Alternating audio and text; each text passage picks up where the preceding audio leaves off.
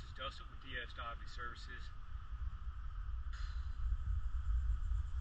I'm not sure what the name is. I'll check after this. I'm here at Overbooked. He fixed to clean it up and do a sunken inspection.